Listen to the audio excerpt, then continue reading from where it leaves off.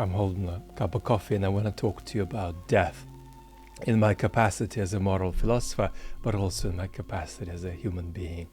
Epicurus said that when death comes, we no longer are. And Wittgenstein said that death is not an event in life.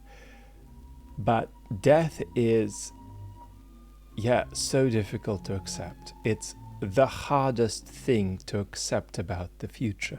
When we're trying to accept death, we are, as the great Richard Wollheim used to say, in the business of accepting two things. We're accepting death in general, and we're accepting the death of a particular individual. So when my closest friend in the world died prematurely and tragically, I was, like so many humans in this predicament, in the business of accepting that he had died, but I was also in the business of accepting death itself. And of course, when I say accept, so often when we're dealing with acceptance, it's a dance.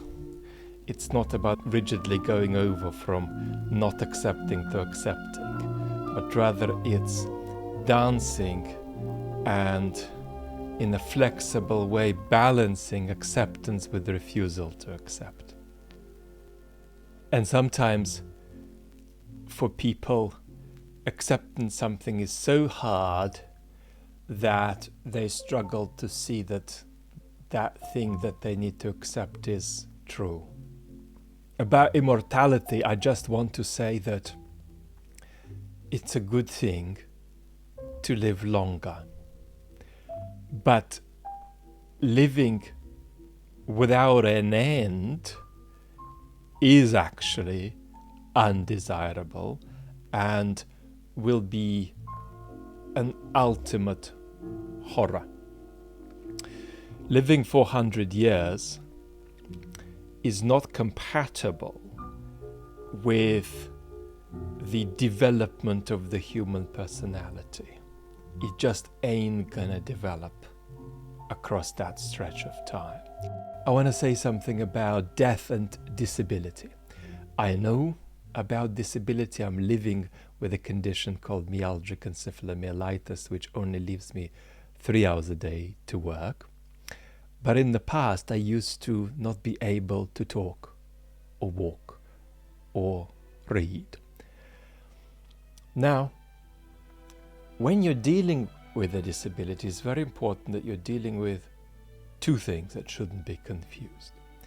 One is cessation, not doing what you want to do.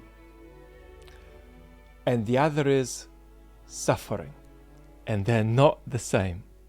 And that's a really important distinction. And having put this on the table, I think disability raises two big questions connected with death. What does it mean to be in a position where you have to get yourself ready to die, like all of us will, without leading the kind of life you wanted to lead for reasons outside of your control, right? So it's about having led a life that's not one you wanted to lead, and despite that being ready to die. And this leads to a second question. How do you experience your disability as not just something that happened to you and stopped your life, overturned your life? How do you also come to feel about your disability as though it's a part of life too, not just a cessation and overturning of life, that it's life giving you in a tragic way something you didn't ask for, But that is a central part of the human predicament too. And that includes people who never get chronically sick or disabled, because they're always potentially in the predicament of becoming chronically ill and disabled. That always is a risk, even though humans walk around being oblivious to it. So that's what disability and death mean. How do you get ready to die when you didn't get the chance to lead the kind of life you wanted? Let's land this thing at the most important place. In the ancient world, happiness wasn't the smiley emoticon it sometimes is for us today. And it meant one of two things. Either a psychological state that extended across a lifetime, not just something you feel on a Tuesday afternoon, or something even deeper, and that is beyond any psychological state, a life that's gone well, a life that's well lived from beginning to end.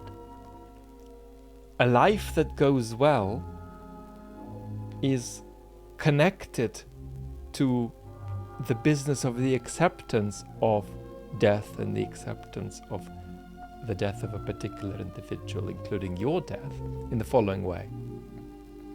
A time comes when you have to be ready to say, if right now I died, that would make sense.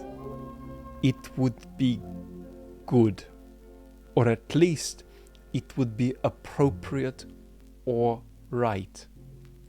But to say that, you need to have had the luck and the character to lead a happy life and time it appropriately from beginning to end, such that at a certain point you feel not, God damn it, I've got to die now, but you feel, if I died now, it would make sense. Let me add a personal footnote to this, because there is a very weird profession, and that's moral philosophy. Another weirdo profession that has similarities in this respect is conducting an orchestra. And one of the strange features of this profession is that people don't reach maturity until they are in their 70s, 80s, 90s. And that makes me feel that, if not for all human beings, for these professions, which even if you're extraordinary at them, they're professions which make you a moron until you gather your stuff, and gathering your stuff takes such a long time. So you're suffering from immaturity until really, really, really late on. These professions require a life not of 90 years under the most favorable conditions, but of 120. And that takes us back to the question of immortality.